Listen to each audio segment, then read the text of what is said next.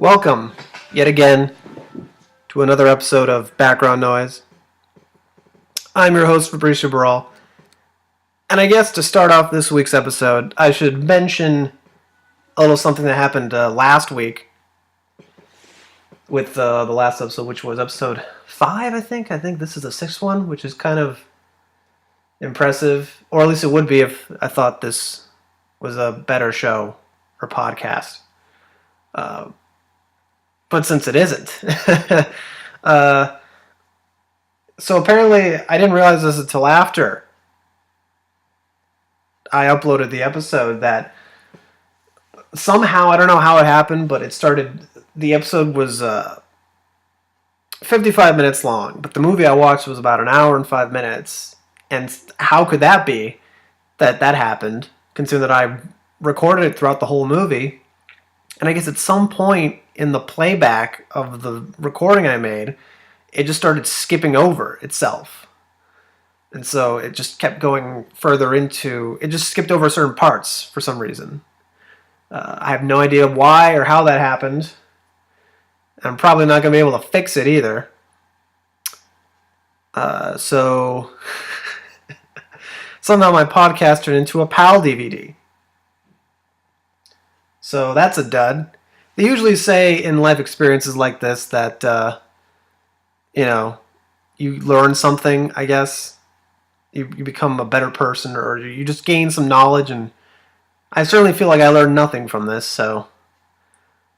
And I thought after the second episode, which was the Stanley Kubrick one, The Shining, that there's no way this could get any worse. That was the low point. Clearly, I find new and inspiring ways to disappoint even myself.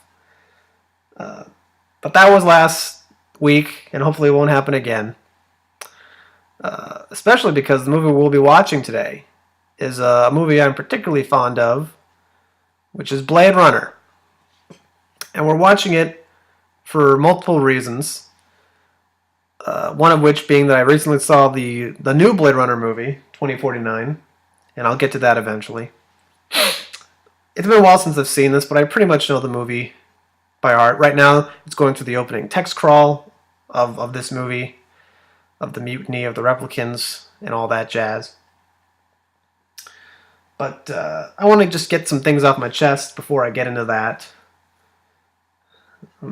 So, I was thinking about how last week Isaac could not be on the show as co-host, and he's not going to be on this week either.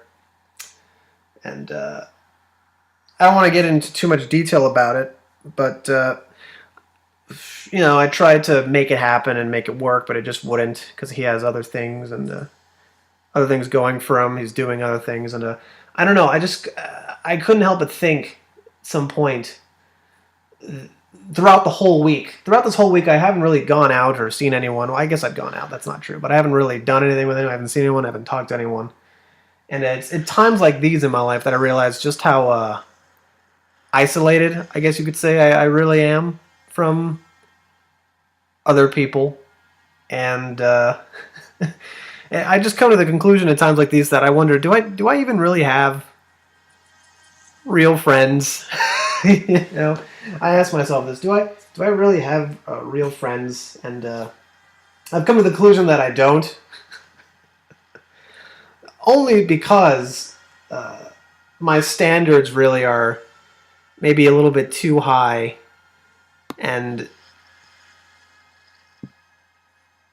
no one can meet the standards I set for myself when it comes to friendships. There's no way anyone could do that, because I think I've been spoiled in the sense that I've had a wonderful my father in my life. And so whenever I meet someone, I always compare them, and I measure them to him, and I think almost always they let me down. They're never as good. And you may be thinking, well, that's just a bad way of rating friends, because they're not your parents. They won't be there for you like your parents. But I think that, well, most people's parents aren't that good. Most people's parents are just kind of like people. They're cunts, really, and they're not. They're dicks, and they're not. But mine, I've had the privilege of having a parent who's gone above and beyond the line of duty. Uh, he's like that Prince song. He's like my brother and my sister too. Of course, the sexual connotation is not in this scenario, so I guess maybe that's a bad example. But even besides that, just in general, I just have standards of what I think a friend should be, regardless of any other influence. And I just think no one I've met has ever been able to meet those standards, and and I go through these long periods of just being alone, and I don't talk to anyone, and I don't think anyone really wants to talk to me either, and which is fine, I guess. And I just think, if if I just had one good friend, then that would be fine. That would be okay. And usually my life is a series of that, where I'll have one friend. I'll think, well, that's at least I have one really good friend. But then the friendship always ends, and then I look back on it and I think, well, that wasn't really a great friendship, but it was all I had. So I had to settle. That's what I got, so I got to stick with it. Uh, and maybe I'm just in a crabby mood because I'm thinking. I just recently I saw a lot of movies this week, but movie I just saw today was for the first time was Greenberg, the Noah Baumbach film. It wasn't until today that I realized watching this movie. Oh, I guess Noah Baumbach likes to make comedies, even if they're miserable comedies. But that's besides the point. The point is that uh, I watched it, and I remember thinking I sympathize and empathize too much with the Ben Stiller character in this movie. For those of you who don't know, Greenberg is a movie about a 40-year-old man played by Ben Stiller, who's just he's watching over his brother's house while his brother and family are gone on vacation. He's watching over it, and he's doing nothing with his life, and he kind of develops a relationship with his 25-year-old girl who was the personal assistant of the family, played by Greta Gerwig. I was just watching and thinking, good lord, is this what I'm going to be in 20 years? I'm just going to end up like this guy? It's really depressing to think, but I felt like that at that moment. I thought, wow, he's so alone, and he's got really no one.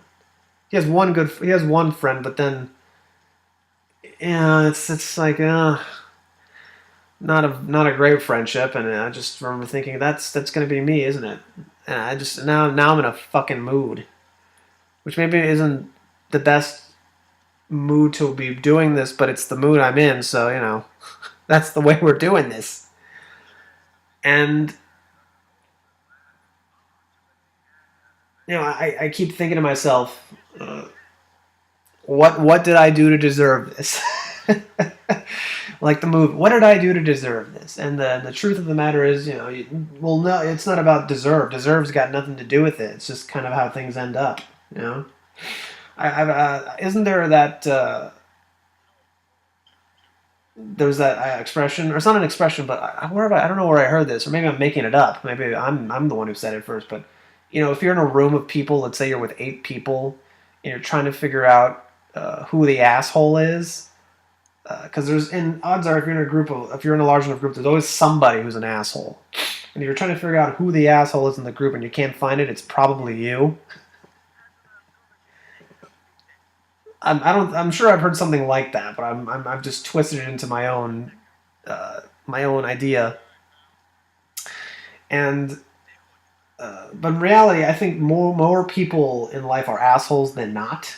I think more people are not. Most people aren't as good as they think they are, and so really, you shouldn't be asking yourself who is the one asshole in the group of 8 people, but who's the one genuinely nice person in the group of 8 people. And if you can't find that person, well, then that means that that person ain't in that room. That's what that means. Uh, but it's put me in. I'm just in a little bit of a mood right now because of it. And I'm also thinking it's amazing we live in the age that we do, where you have so much of the world at your disposal. The internet is this great device, in theory, for communicating with people, because for the first time, people on the other side of the planet can know at that exact time what you're doing in your day.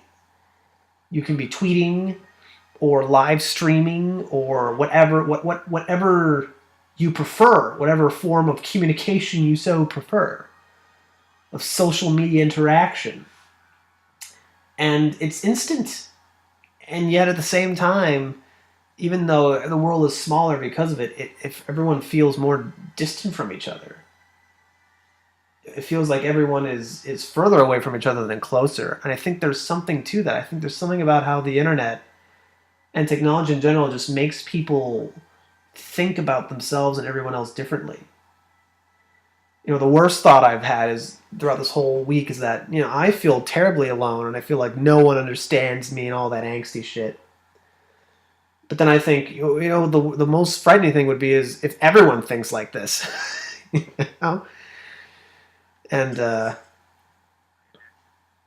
that's the most terrifying part, of course, is that it's not just you. You're the center of your world. But when you look out, when you look out, you step out of yourself for a second and just look at the situation as a whole, you realize, oh wait, this is everybody. Everyone thinks like this. Everyone feels just as alone as you do, and everyone is just as capable of reaching out to each other, but no one does it.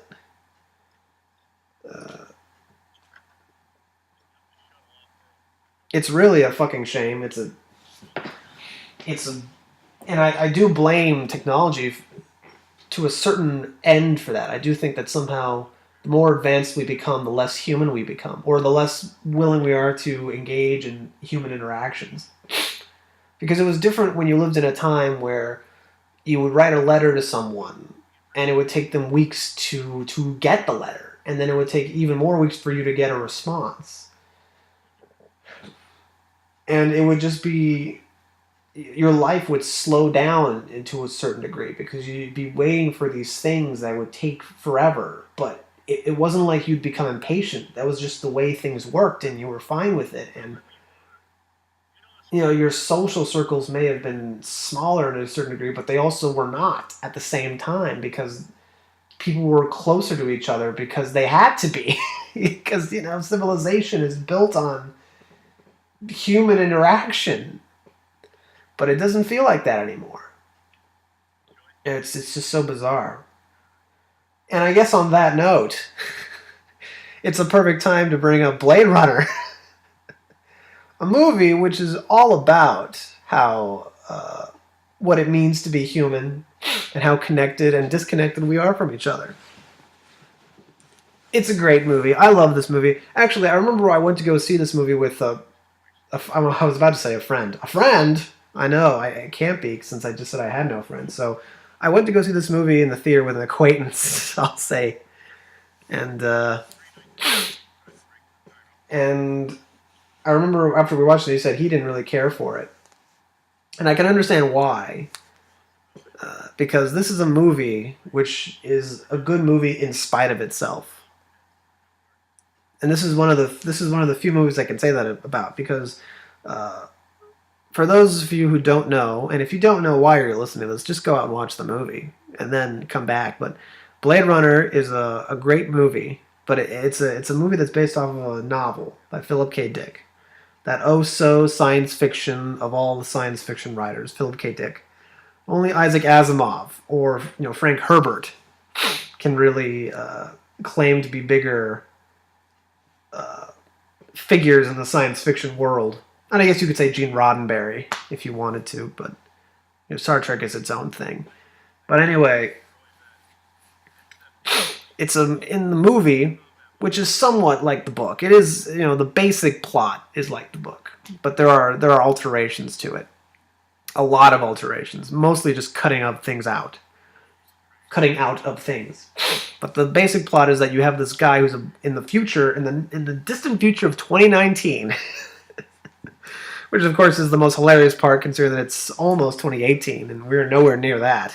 level of technology. But in the far off future of 2019, we live in a society where we have robots that are pretty much like humans. They look like humans, they act like humans, they talk like them. They're called replicants.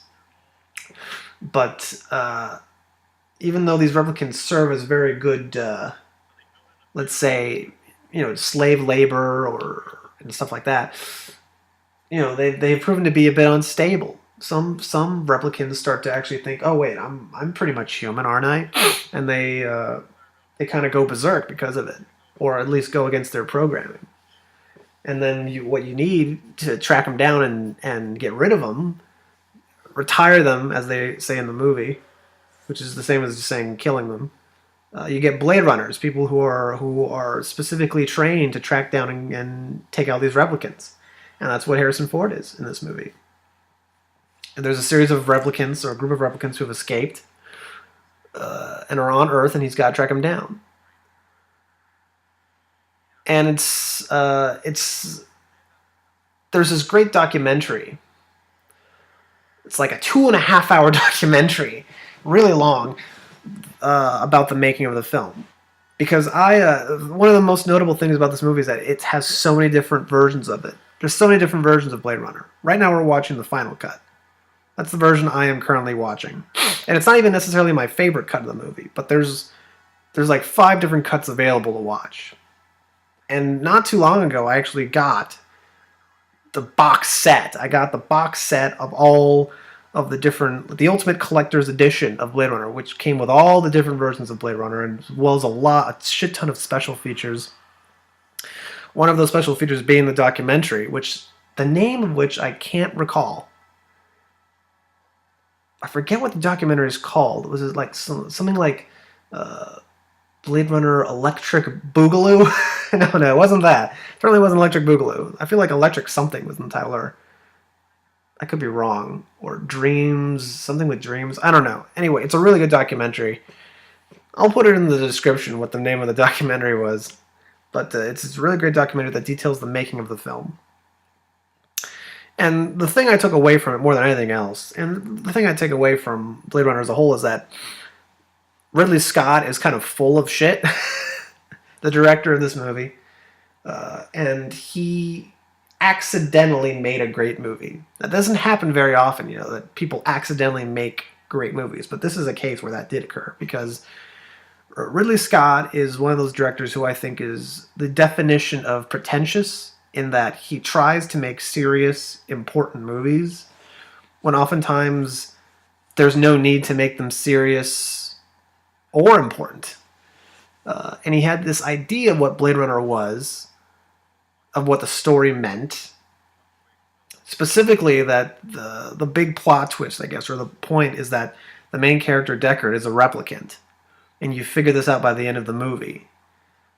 Which is funny, because everyone else who worked on the film, from the screenwriters to the actors, everyone else said, no, Deckard isn't a replicant. And for those of you who want a definitive answer, the novel that this movie is based on, which you can say, well, it's an adaptation, they can change whatever they want, but the basic premise of the story, which is taken from the book, in the book, the character of Deckard, he questions if he's a replicant or not, but halfway through the book, he takes the fucking test, the Voight-Kampff test, which in this movie is a way to determine if you're human or not. He takes it, and it confirms, yep, I'm a human. And so they just get that out of the way halfway through the film, or in the book, I mean. Because the point of the book is not whether or not you're human. The point is that after a certain point, does it matter? That's the point of the book, is can you tell the difference between what's real and what's artificial? The point isn't that he was a human and not a replicant. The point was that he thought he could have been a replicant, because he was so convinced and fooled by the whole thing. That's the point, on an existential level, what it's about, what it means to be human. But Ridley Scott said, no, he's a replicant, and that's kind of been one of those waging battles over the years. And every single cut that's been released since the original cut, which was 1982, it's been him trying to prove more and more that Deckard's a replicant, to really put it really into your brain that, yep, Deckard's a replicant, which is also why the final cut isn't my favorite, because it's very obvious with the footage that's in it that he's trying to convince you of something. which, in my opinion, doesn't work. It's just the movie works better if Deckard's a human rather than a replicant.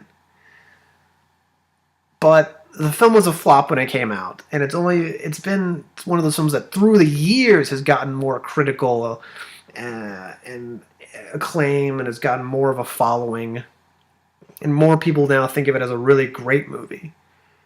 But I do think that's one of those things. What makes the movie great is everything but the direction, because I think it's a matter of just the writers were interested in the story, were passionate about the story.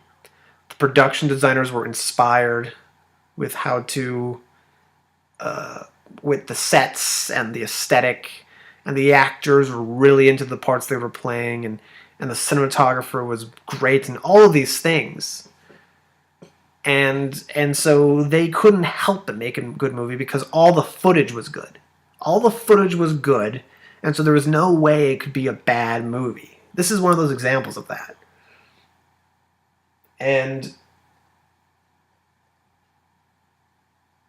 because of that, I'm sorry, I'm just distracted by something I just saw on TV involving The Untouchables, which is in Union Station in Chicago. I should stop watching that. Anyway, what was I saying? Oh yeah, everyone did such a good job, and the footage itself came out so great that even if Ridley Scott tried to fuck it up with his own view of what the story was, he couldn't, because first of all, the story is so bare bones to begin with. And it's really what's great about it isn't the story; it's the world. The world is what makes the movie great. It feels like it feels real. It feels like a really lived-in universe, and because of that, the movie works. It's the aesthetic. It's one of those movies. I like this movie for the reason that I imagine most people like Tarkovsky films, in that it feels like it's so real that you can touch it, you can feel it. You know, people who like Tarkovsky, I'm not one of them. They always tell me how they can feel Tarkovsky movies because it's all about this kind of emotional, sensory information. His movies are not meant to be digested on an intellectual level, but on a sensory level, which I don't necessarily buy, but that's how I feel about this movie. It's just you feel the world around you when you watch it. It's so brilliant. But it is purely aesthetic because, for example, in the scene that just played where Deckard was in the Tyrell Corporation and he was with Tyrell and he discovered that Rachel was a replicant. In that scene, we discover it. You know, if you look, you notice in the background, there's these kind of on the walls. There's these wavy lines like water, reflections of water on the wall. These giant shadows. And the funny thing is, you watch it and you think, where are these shadows coming from? Where is this reflected water coming from? Because there's no water in the room and there's no water on the windows. It's nowhere. And again, I will listen to the documentary and I listen to the commentary, and you realize that Ridley Scott just said to his cinematographer Jordan Cronenweth, who's a great cinematographer, he tells him, "Can we just make it so like there's like wavy water patterns on the wall reflected onto the wall like shadows?" It's like, yeah, but like where would the source come from? Where would the water be? And they say, no, it doesn't matter, it just looks nice. That's how Ridley Scott treated a lot of this movie. It's just that it was a purely aesthetic thing he was going for, trying to make a kind of science fiction noir that he didn't really care if it logically made sense where things were in a scene. Which also is probably part of the reason why the film is good, because again, logically, none of this matters. It's just like almost like a fever dream, this movie. It's great. But with all this in mind, the history of Blade Runner and the kind of cult-like following it's gotten, we step into the present day where a new Blade Runner sequel has been made and put into theaters. Now, the movie, there are many reasons why I find the fact that there's a sequel almost shocking. Almost shocking. Let me go through a short list of reasons why I think it's so fucking amazing that the sequel was made. The first one being that this film tanked. This film 30 years ago, more than 30 years ago at this point, 30 yeah, there was something like 35 years ago. This film tanked, and it tanked hard. It tanked so hard. So the fact that 30 years later, some studio would think if we made a sequel for Blade Runner, it would be a big hit is fucking absurd. It's an incredibly absurd thing to think. Oh, this is our introduction to Rutger Hauer's character, Roy Batty, who's the main antagonist, who's great. He's another reason why this movie just works, is because he's so compelling as a villain. You know, I've heard people say that the movie would be better if it was just from his perspective, and Rick Deckard or Harrison Ford's character if he was the antagonist instead of the protagonist. And I could see that. I could believe that this one would work better in that way. It would be better. I could believe it. I love this movie, but he's so compelling, and what he wants to do is a very understandable thing. He wants to basically just live longer. That's his goal in this movie. And this shot right here, when they're walking down the alley, is a good example of what I'm talking about. This movie, where you see the kids on the bike going through the streets, and you think none of this matters to the movie, like the plot, but this movie isn't the plot. It's everything around it. It's this universe that just feels so alive, and that's why this movie is so great. But again, back to the sequel, where you think, okay, this was a flop. Furthermore, there's not much you can do with a sequel, because technically, even though the ending is ambiguous, that's part of the reason why it works, is that it's an ambiguous ending. You know, if you were to make a sequel to that, then you would take some of the luster out of the film. If you explained what happened, you would kind of ruin that. Part of the charm would be lost. Those are two good reasons I can think of. A third would be, if you're going to make the only reason you would do a sequel to any movie that was popular, first of all, and this was not, would be because you want to make a franchise out of it. And what fucking franchise could you make out of Blade Runner? Again, it's such a singular story. And again, the universe is great. But the universe only exists to serve this specific group of characters. Like, if a movie without these characters, even in this world, is not that interesting to me. At least to me, it isn't. But despite all of these things, a movie was made called Blade Runner 2049, which, as you guessed it, in the title, it takes place 30 years after the original, which takes place in 2019. So the sequel is 30 years later in 2049. So I guess we should just get right into it. I saw this movie in a theater, in a cinema, and not only did I see it, I saw it in a Dolby cinema. And I didn't really I thought, well, what the hell is the difference between a regular cinema and a Dolby cinema? Well, I found out, basically, there is no difference, except that the Dolby cinema is a bigger screen, so I guess closer to like an IMAX screen.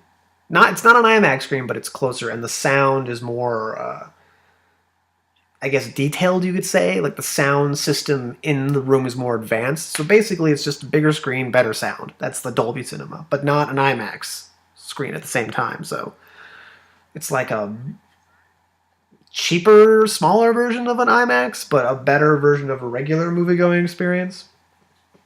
But I will say that it was a good way to watch this movie, because it was basically, the elements were aligned to make me like this. This is a movie that people have been saying that you should see it while it's in theaters, because it's worth seeing on a big screen. And it's just, everything about it, from the sound design to the cinematography, just is a better movie-going experience. And I can believe that. And so I saw it in the best conditions possible. And can I also just say that something I always find interesting nowadays, whenever I watch a movie on a DVD or in theaters, is the previews in front of the movie. I always think, what are they gonna? Because everything is so commercialized. So all I'm thinking is, the people who run the studios know that if you're gonna show a specific kind of movie, you have to put a specific kind of trailer in front of it. And so I'm thinking, what are they gonna put in front of Blade Runner 2049? What are the movies? And again, surprisingly, not surprisingly, because this film was billed as a big blockbuster movie, even though it's not in any way. In this film, the original, it certainly isn't either. It they put commercials for what looked like big blockbuster entertainment. One of the films being, did I see a trailer for Justice League in front of this? No, I didn't. I saw a trailer for Star Wars. They showed Star Wars in front of Blade Runner 2049, and I thought, you know, I don't care about this. They showed a trailer for. Speaking of Tarkovsky, actually, they showed a trailer for this movie that reminded me of a Tarkovsky movie. There's this movie coming out. I think it's called Annihilation was the name of the movie, which is a terrible name for this movie. Whatever the fucking movie's even about. But basically, it was Natalie Portman in a kind of futuristic setting. Again, it was like the future, but not, I guess, kind of like Blade Runner, except less like that. Where it's the not too distant future, but you have this group of soldiers who basically go into a zone, and that's the thing that reminded me of a Tarkovsky movie called Stalker, where they go into the zone and they're trying to figure out what exactly goes on inside this zone because it's ambiguous, and I guess that's the plot of the movie. And the movie itself, I guess, is based off of a novel. It says from the best-selling novel, and I thought, oh, okay, cool. There's a novel called Annihilation. This is a very lame-sounding novel. But it seemed like if someone were to take a Tarkovsky movie and turn it into a blockbuster, it would be something like that. And then I saw Star Wars. I saw that. I think I also saw a trailer. Another trailer I saw, which was really interesting. I saw was a trailer for this movie starring Denzel Washington, which I thought, why are they showing a trailer for this? This is not science. This is not a blockbuster anyway. But it looked like a thriller from the director and writer of Nightcrawler, which is Tony Gilroy, I believe his name is. Which I thought, oh, and the trailer actually looked pretty good. I'm not gonna lie. I think the movie is something like Roman J. Israel Esquire is the name of the movie. This is the name of the character, and I actually thought, oh, this looks kind of interesting. I could watch this. I could see myself watching it. And I also saw a trailer that I've seen many times now, the trailer for Ready Player One. And I will say this, even though I'm cautiously optimistic about the movie just because Spielberg's directing it. I will say that this was the first time I saw a trailer and I actually felt pumped for it. I actually thought, like, wow, I actually am looking forward to this. And I will say that is entirely because of the Dolby Cinema and the same trailer, but on this huge screen with the sound blasting in my face. I felt like, I felt, one could say, a rush. Get it? Yeah, a rush. I felt a real adrenaline rush from that same trailer that I'd seen so many times before. But this was the first time where I thought, oh, shit, I actually kind of want to see this now. You know? Which was good. I thought that was exciting. That was great. And so I saw these are the trailers. These are the previews. And then the movie started. And one of the things that I should say off the top, up front. Well, I guess I should just say up front, just for people, because I am going to go into a lot of detail about what I feel about it, but overall I liked it. I didn't love it. And for the most part, even though I say overall, I do have a lot of mixed feelings about it, and I'm going to get into it. I didn't hate it. Part of me, I don't want to say I wanted to hate it just because I love this movie, because that's not true. I didn't want to hate it. But I was just very cautious about how it could possibly be as good. Even though this film, the original, is good by accident. I didn't, because there were a lot of things. It was a very similar scenario to to The Force Awakens, where going into it, the stars were not aligned for the movie. Everything was against it, because, for me at least, because I thought J.J. Abrams is going to direct it, and I don't think highly of him as a director. Lawrence Kasdan is coming back to write it, and I don't think highly of him as a writer. And he's much older now, and old people don't write so good. That's my experience, at least.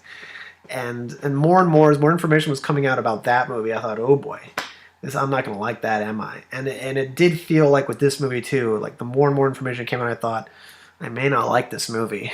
I may not like it. So I was prepared for that, but I did like it overall.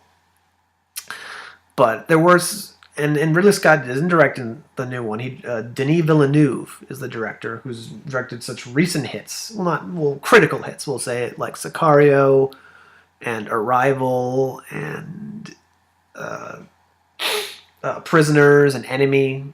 He's made a series of movies in the past 10 years that have all been met with really good critical reception, and maybe a couple have actually made some money. I don't know that. I don't know how much money Arrival made. I think Sicario was actually a pretty good, it's like a sleeper hit for him, so that was good. But Ridley Scott was just the executive producer, which really, as far as I'm concerned, and I don't even work in Hollywood, so I don't know how much of the title that how much that means anything, but I always thought that that's like a title that means jack shit. Basically just means that he'll be making some money off this movie because he helped make the first one, and he'll let the same smarter people worry about the story. But I did remember when I first heard that Hampton Fancher, Fancher. I just saw his name on the screen and I don't even remember how to pronounce it. But the original writer, he was the writer of the original Blade Runner. But for those of you who don't know, again, watch the documentary about the making of it, and you'll get more of the story. But basically, Hampton Fancher, who was a fan of the novel, wrote the script for Blade Runner, and through reasons I can't get into now because they're too detailed and too too many of them to really get into on this show. But basically, he was kicked out or left the project, we'll say. And the people who were financing the movie wanted a rewrite on the script. There were certain things they didn't like, and I'm sure there were things Ridley didn't like about the script. He just wanted things to be rewritten. And basically, David Webb Peoples, who's also a really good screenwriter, I think, who is probably most well known for writing the script to Unforgiven, which Clint Eastwood would star and direct in. He did rewrites on the script, which was basically more just doing patch jobs of just taking out certain scenes or putting in new scenes, stuff like that. The basic structure was kept the same, but then they had to, when they started shooting the film, they realized how much it would cost. More scenes had to be taken out, just because there were certain things they couldn't afford to shoot. And that's how we ended up with the film and the footage we got with the original Blade Runner. It was just that a lot of it was just trimming things from the script and trimming things from the budget. And so a lot of stuff was left out that even Ridley wanted to shoot. But Hampton, obviously, not surprisingly, was not very satisfied with how the movie turned out based on his original script. And so when I heard that he'd been hired to write the new script for the sequel, the first thought that popped in my head was, he's probably just going to put all the stuff that he wanted in the first movie, and he's going to put it in this one now. And right as rain, I was on that mark, because the movie begins. Well, the movie begins with the text crawl, similar to Blade Runner, except 30 years into the future, even further into the future. So what we get is another text crawl explaining what's happened since the first Blade Runner. Tyrell Corporation went bankrupt because of so many uprisings. A new corporation and new businessman came into power, took over, and they developed a new series of Nexus, which are more obedient, that are better than the old ones.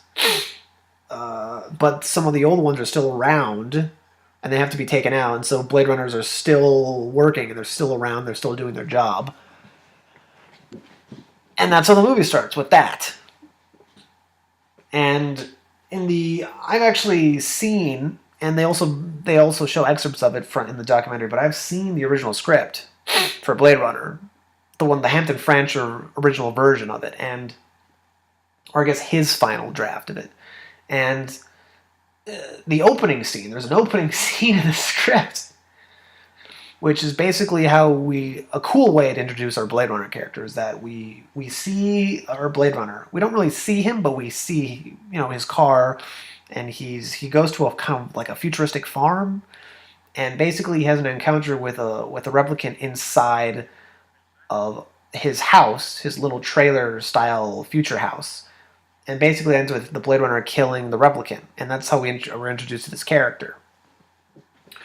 And then, I watched the movie begins, and our Blade Runner is in a car, and he goes to what looks like a futuristic farm.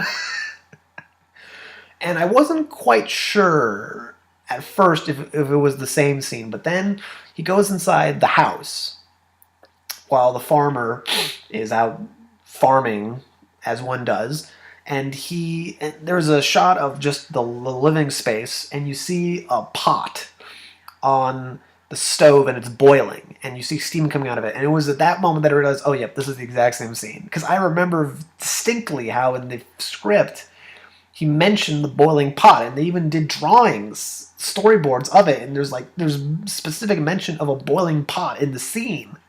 And so I saw it and I thought, okay, so this is going to play out just like that opening scene, isn't it? And that was also the moment where I got a little bit disappointed because very shortly after that, we realized that we reveal who the farmer is. When I say reveal, I don't mean like he's anyone special. He's just the farmer who's a replicant. But he's played by Dave Bautista, who I think very highly of as an actor at this point. He's well known for Drax in Guardians of the Galaxy, but I think he's a wonderful character actor.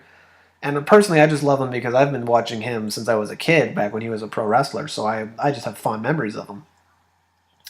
But I saw him the moment I saw him, I saw his face in this scene. I realized, oh, Dave is not going to be in this movie for very long, is he?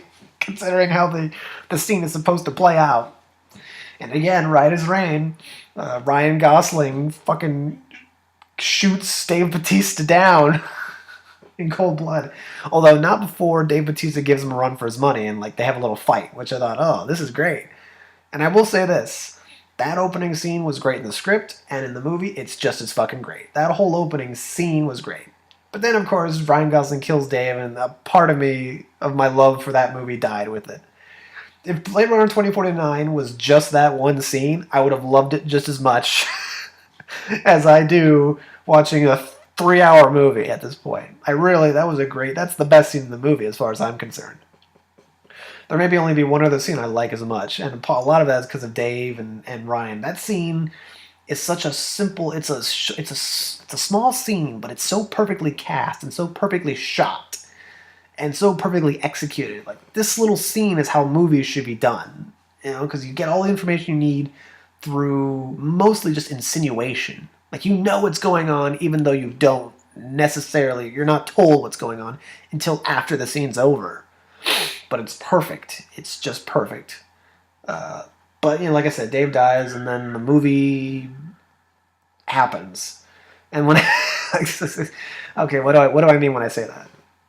Well, so he kills him, and then he takes the. He finds out while he's he goes to his car and he tells his boss, "Yeah, I found him and I took care of it." And she tells him, okay, head back to headquarters and we'll get you fixed up, because he was a little bloodied and battered after his fight. But then he I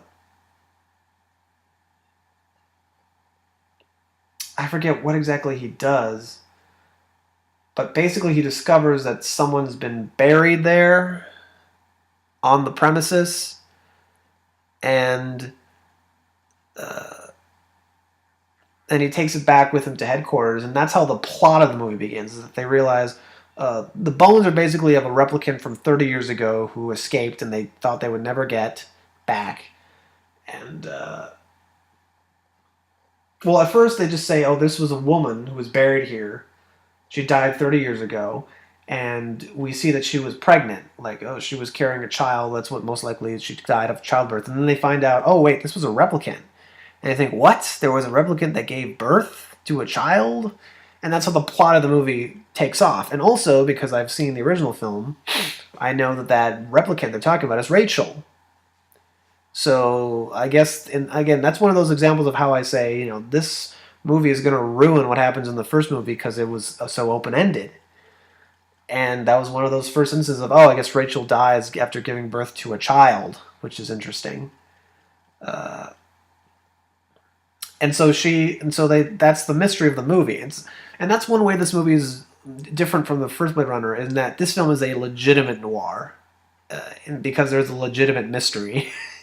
The thing about Blade Runner, the original Blade Runner, is that the plot of the movie, if we're going to be perfectly frank, the plot of the movie is so thin. It really is just there's no mystery in Blade Runner. The mystery comes from Ridley Scott wanting you to think that he's a replicant, but since I'm simply disavowing it, and most people who worked on the film disavow that. It's not a mystery, it's a non-mystery. So that movie is a noir in aesthetic only. The original Blade Runner, if we're going to be perfectly frank, is not a noir, but more of a western in many ways, because it's about a guy who's like a bounty killer tracking down bounties. So, in many ways, one could say that Blade Runner is more of a western than an actual noir in terms of the plot, in terms of the actual story. It's not a noir. Noirs involve femme fatales, and even though you could say there are femme fatale-ish characters in Blade Runner, there's no real legitimate femme fatale who seduces and tricks the lead character. That doesn't happen. And there's no real plot twists or mysterious murders. Like, no, there's no mystery here. There's no mystery at all in Blade Runner. It feels like a noir, again, because of the aesthetic and the music and everything, but it's really a simple story, surprisingly.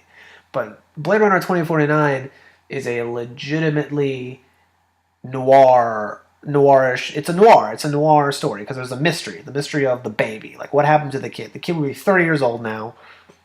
Who the fuck is the kid? Where is the kid? We gotta find this kid. We gotta kill it. Well, that's what the Blade Runner, the head Blade Runner chick says. The chick who's who's the commanding officer of Ryan Gosling. She says, if people find out that a replicant gave birth to an actual child, people are gonna go fucking nuts. This will change everything. We can't let this story get out. We gotta cover it up. We gotta find this kid and terminate it, right? Also, I haven't mentioned it, but it's worth bringing up because it does get involved in the plot of the movie, that our main character, Ryan Gosling, is a replicant. But it's not a mystery. From the very beginning of the movie, they tell us, oh, Ryan Gosling is a replicant. And in many ways, this movie is closer to the original Blade Runner than the original...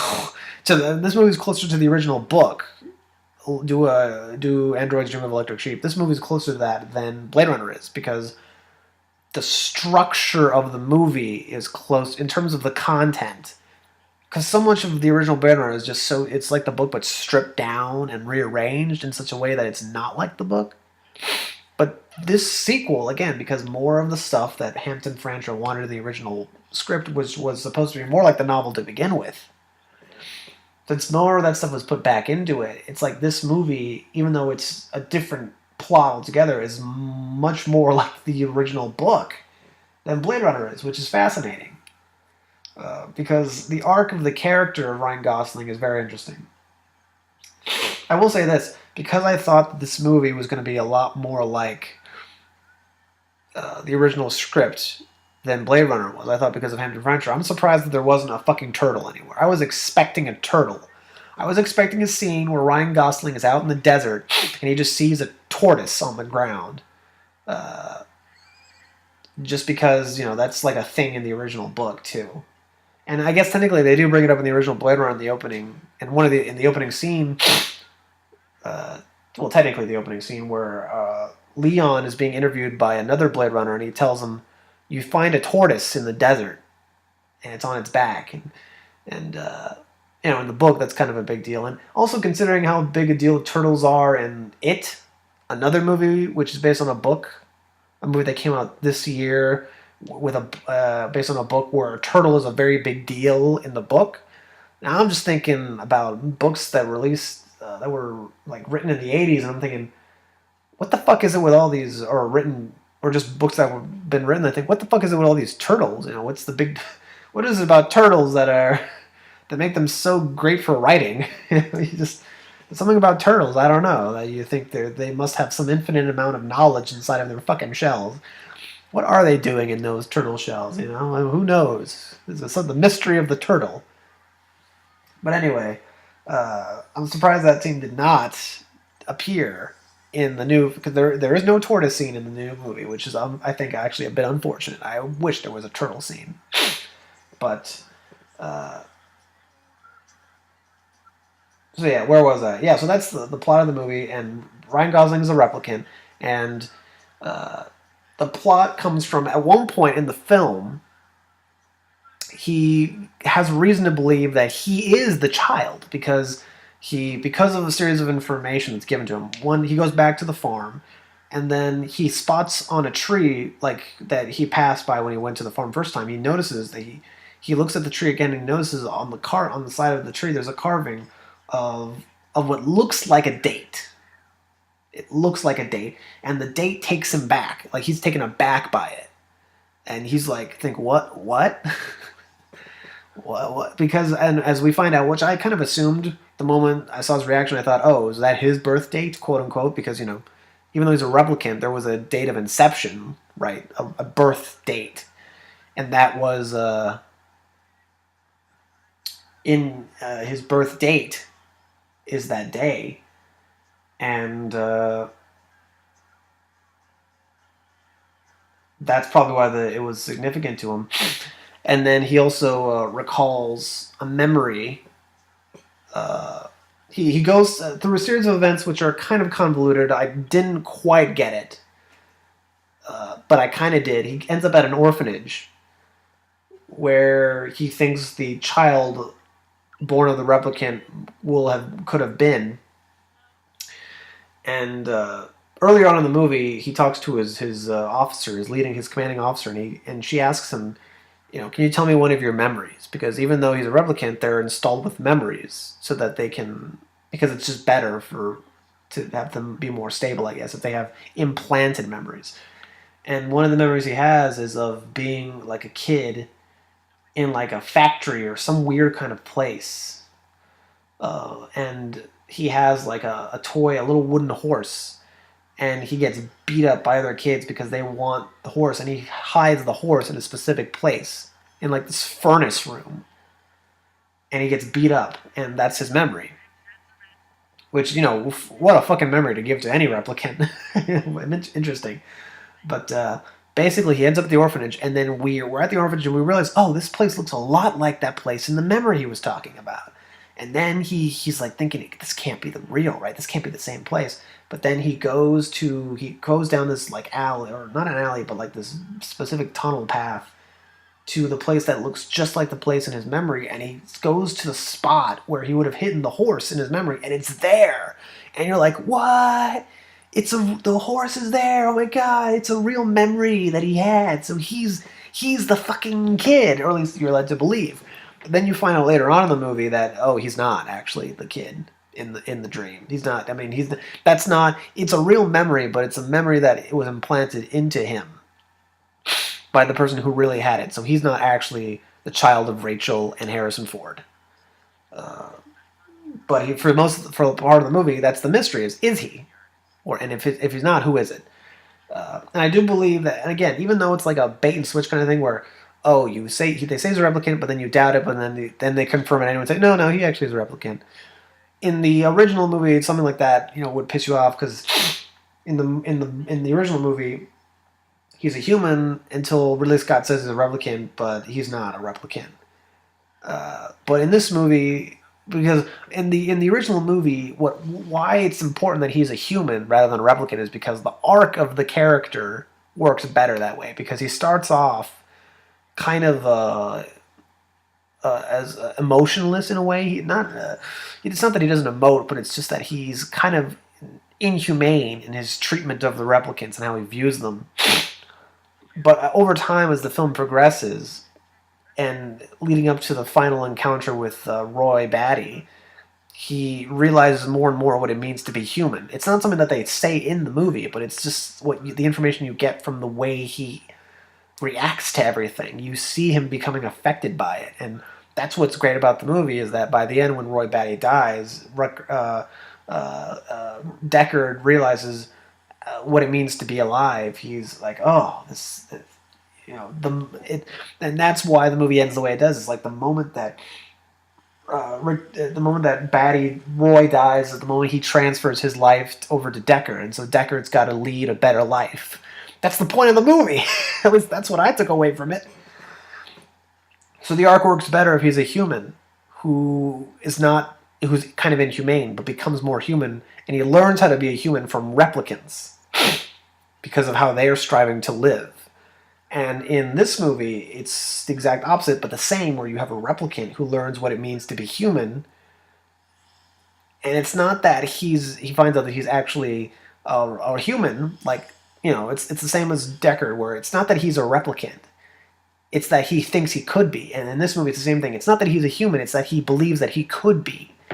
And so he learns what it means to be human, in that way by believing that he is a human, and so thinking that he has a soul, and then eventually, by doing so, actually developing a soul by the end of the film.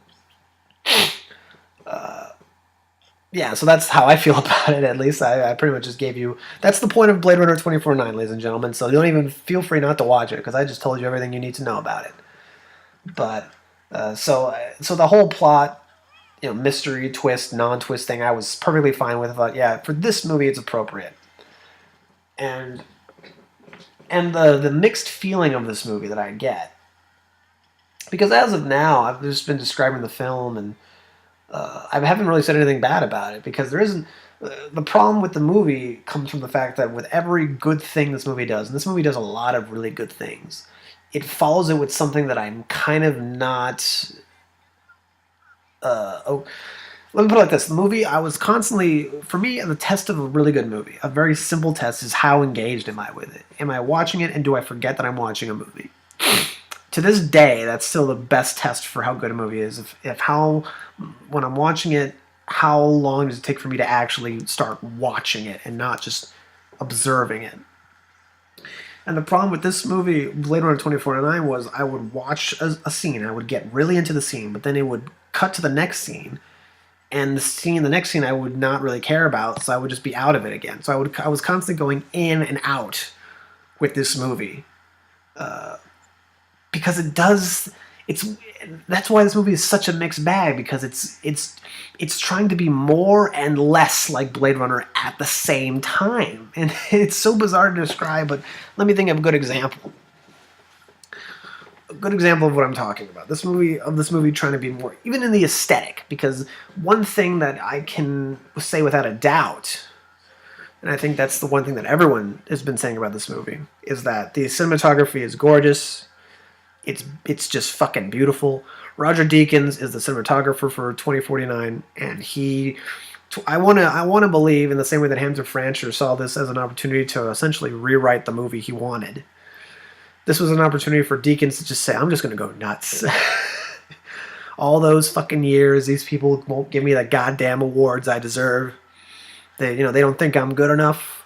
Well, I'm gonna jerk off on this movie, and he really did. Visually speaking, that movie is pure masturbation because every shot is beautiful, every setup is gorgeous. It's so much of just glory shots. The whole movie is like glory, the money shots, as one would say in a pornography, and there is something pornographic about a film this beautiful, in the sense that you're just watching. You don't even have to really watch the movie. You can just look at it and enjoy it because it's so visually delicious. And that seems almost sinful to me, that a film can get away with being that delicious without any substance. And there is substance to the movie. I'm not saying that there isn't, but you don't need it. You can just look at it like a series of paintings for 3 hours. That's actually one of the mixed bag. One of the negatives that I have to say about the movie is that it's nearly 3 hours, and it doesn't need to be. As slow paced as the original Blade Runner is, it's even this version of the movie is just a little bit under or over 2 hours. Some other versions are shorter than this one. I think the original theatrical version is like 100 minutes, maybe like an hour 40. So maybe not that short, but they're all pretty comparable in length. But none of them are that long. It's 2 hours is a good standard time for a movie, and that's why it gets away with the slow pacing, is that it doesn't overstay its welcome. Whereas this movie has this. First of all, they thought one of the focal points of them discussing how to make this movie, Denis and Deakins, and I don't know who the editor of that movie is actually. I should probably look it up, but even though the editing itself wasn't very impressive to me, but the one thing they were probably thinking was, this movie has to feel like the original Blade Runner in terms of the tone and the aesthetic. And part of that comes with the pacing. So the pacing has to be methodical and slow.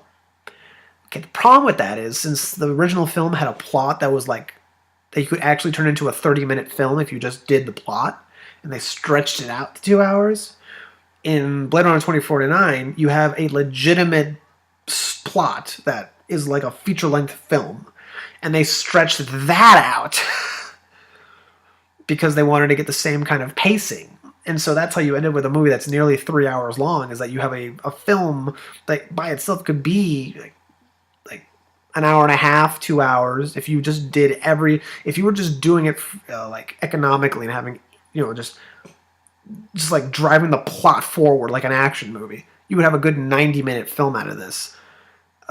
But they had to stretch it out into 2 hours and like 45 or 50 minutes. Like I said, nearly 3 hours, just short of that. Which I've always believed that. I've always been a believer of, if you're gonna make a film that's nearly 3 hours anyway, might as well just round it. Just make it a good round 3 hours, and no one's gonna care if there's like 15 extra minutes at the end of their 2.5 hour movie. No one gives a rat's ass of that. There's like a breaking point where if you're still watching the movie at this point, then you don't care how long it is. I think that movie kind of went further than that point. Anyway, so they might as well have gone for the 3 hours with an intermission in the middle. But that's one of the problems with it. It didn't. Of course, when I say it didn't need to be 3 hours. I also think, well, what scenes could you have cut?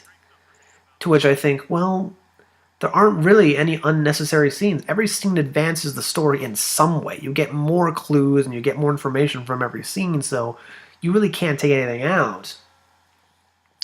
To which I say next, well then, okay, just make the movie faster then. Make it more of an action movie. To which, again, one would say, well, if you make it an action movie, it's no longer Blade Runner, because Blade Runner is not an action movie. Although, technically, in some ways it is. But it's not. It's a noir, so you can't make it into something it isn't if we want to make it more and less like Blade Runner. And so for reasons like that, you end up with a movie that is, I think, too long, and that's a detriment to the film. And that's part of the reason why I kept going in and out of it, because I thought, the scene is just going on. And again, I get why it's going on, but I just don't need the scene to go on. The information I needed to get, I've already gotten, so why is this scene still going? Now, like I said, both of these movies are all about what it means to be human, and also about human interaction. And 2049, even more than the original film, seems to emphasize just how lonely people are. That seems to be more of a theme of the sequel, is isolation. How everyone's closer but not.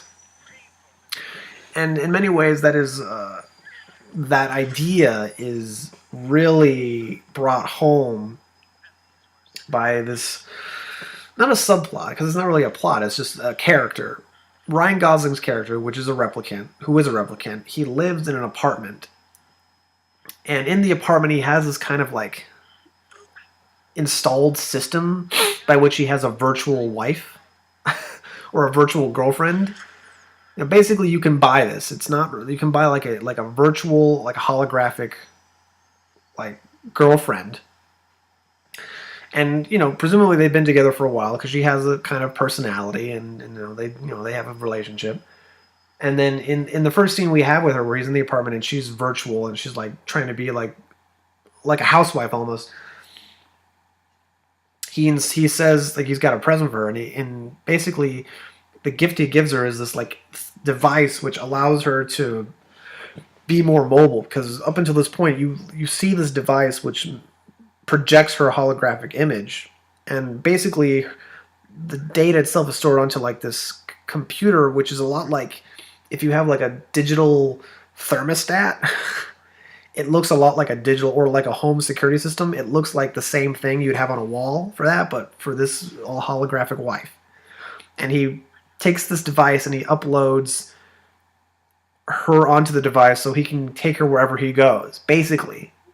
And that's how so she goes outside for the first time, and it's raining, and there's a nice little moment between Ryan Gosling, a robot, and his holographic girlfriend.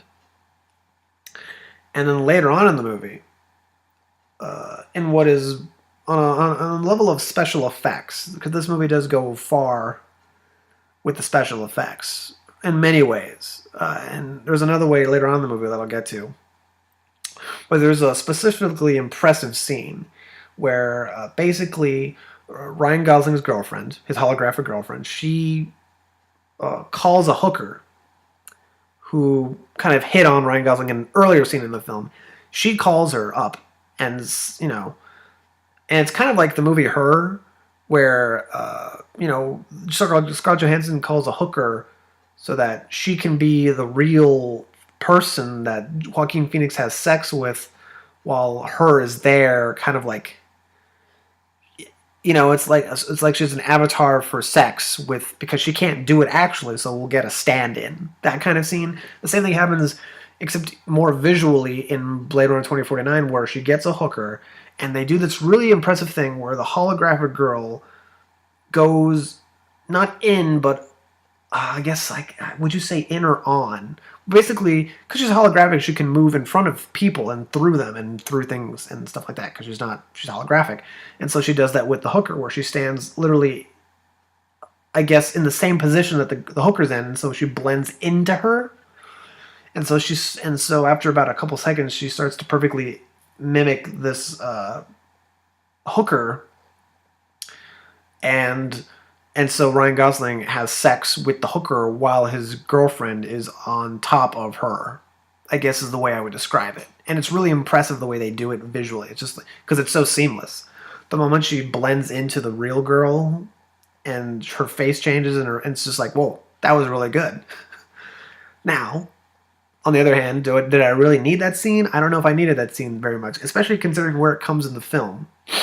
It comes at a point in the film where, Ryan Gosling's character is technically on the run from the law. Not officially yet, but he's kind of in danger at this point.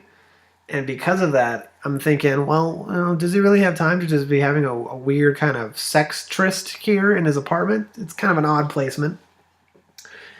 But whatever. They needed it to happen for plot reasons, which I was fine with.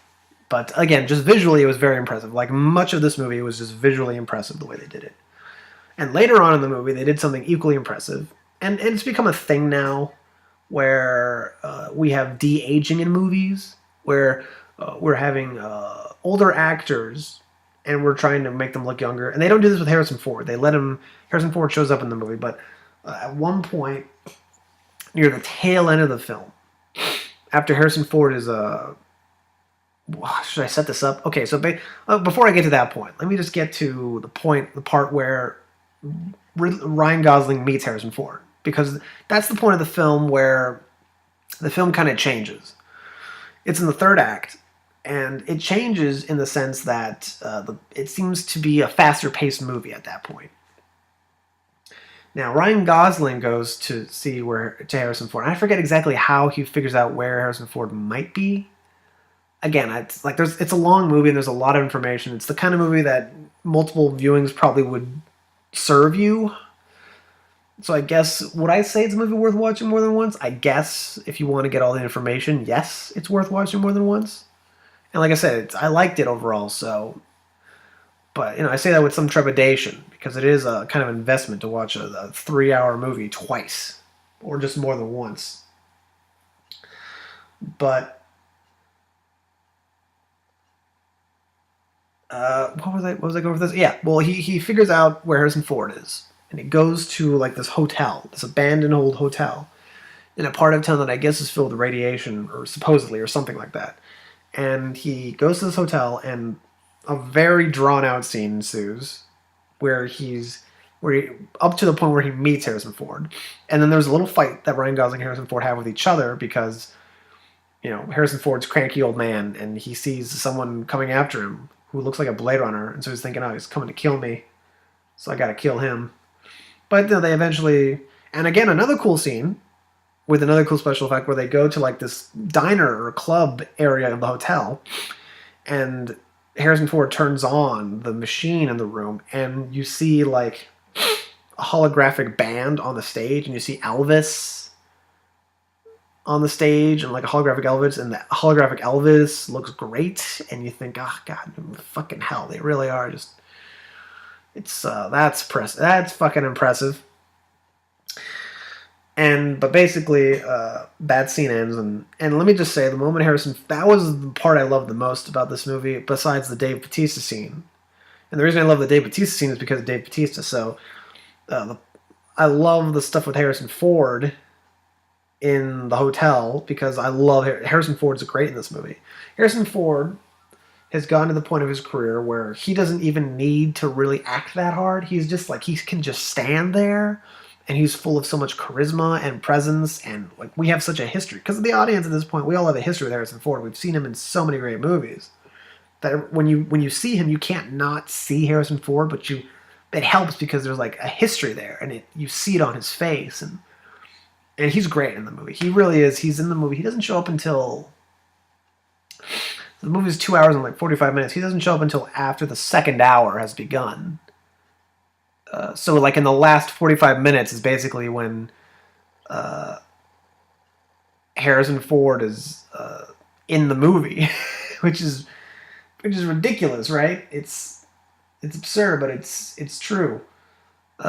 He's not in the movie for very much long, and on the one hand, I'm fine with it because the movie's not about him, even though by the end of it, I thought, well, it kind of is, really. But at the same time, so after the initial scene with Harrison Ford and Ryan Gosling, they're found out by people who are tracking him down, and then the movie turns into almost like an action movie. And I remember thinking, by the end of the movie, thinking, if the whole movie was just from the perspective of Harrison Ford, like the whole plot was just rearranged for it to be from Harrison Ford's perspective, and he's trying to find his kid, and it was like an action movie that was 90 minutes long, I'd be so fucking fine with it. I would have no problem with that, because it works just as well, if not better, with Harrison Ford.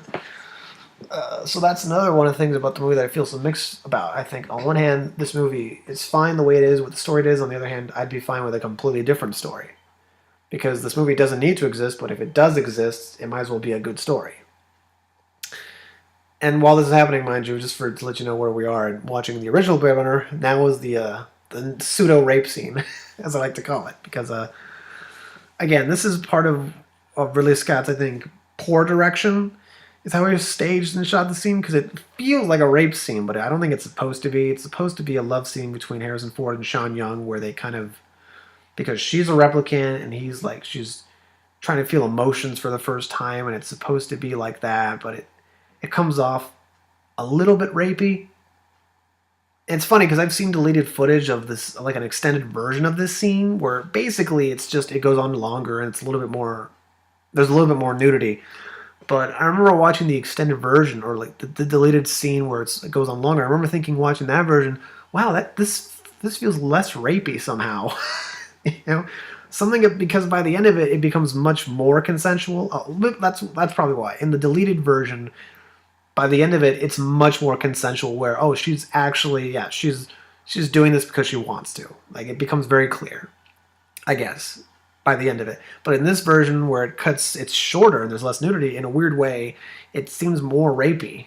So that's just one of those ways where I think Ridley Scott should have maybe, but that could have been the censors saying, we don't really want you to, or the production people saying, yeah, we preferred if you could cut that scene down a little bit. They got an R rating anyway, so what the fuck does it matter? But whatever. They couldn't have got an R rating. Because this movie was... Wait, what rating did this movie get when it came out? No, it would have got an R. It would have got an R because the PG-13 rating hadn't been made yet. That would have been 2 years later. But anyway, back to what I was saying about Blade Runner 2049. Do you know what I mean? How that's a movie that I'm going to spend a while talking about. This whole fucking podcast this week, it might just be me talking about that movie because I've got more to say. But... like I said, I could have been fine with the movie being a different movie than what it was. Just because Harrison Ford was great, and the action scenes were actually all really exciting and engaging. And they just weren't many of them. There were far and few between from the beginning to the end. The opening scene kind of turns into an action scene, and then the final 30 minutes of the movie turn into an action scene.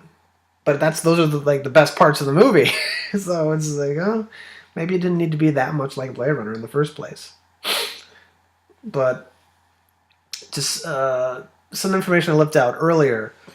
The people who took over the Tyrell Corporation, they're led by Jared Leto, also known as Hand-Me-Down Joker. In this movie, he's like weird, billionaire, eccentric, homicidal maniac. And he wants the Nexus... I guess, is he a replicant? They never really explain if he himself is a replicant, or if he's just a weird fucking human. which I guess is kind of the point of the movie. Another point is that a lot oftentimes you don't really know if anyone's a replicant or not. You just kind of assume that they are because of the way they talk to each other. If one character calls another one a skin job, then that character must not be a replicant because no way a replicant would call another replicant a skin job. But that's part of the problem with the movie is that since all the actors must have been told to act a certain way, sometimes it comes off more as dull and lifeless than like vague about if they're human or not. So that's a problem. But basically, the guy who runs Jared Leto, he wants replicants to be able to give birth. That's like because he's pretty much in his mind he's like a weird eccentric Howard Hughes kind of billionaire where I've made these perfect lifelike replications of humans, but I can't make more than I can. I want to be able to make more, but the only way I can do that is if the replicants themselves can give birth. And then he hears about how they've discovered the remains of a replicant who gave birth 30 years ago. I want to give me that child. I want that child so that I can find out how they did it, how it's possible. And so he sends his fucking gnarly, crazy assassin secretary assistant lady, who's also a replicant, to go out and find the child, who is now an adult. So she's constantly pursuing Ryan Gosling throughout the movie and also looking for the child. And then after he finds Harrison Ford, she tracks them and she abducts Harrison Ford to find and sends him back to Jared Leto. And so there's a scene with Harrison Ford and Jared Leto in his pyramid base, the same pyramid from the first movie where Tyrell Corporation was. And here's another example of the great special effects that these people did, because they essentially, I don't know if they got Sean Young to be back in the film or if there was like a stand-in, but basically part of the scene, Jared Leto's trying to seduce Harrison Ford to give up the location of his child.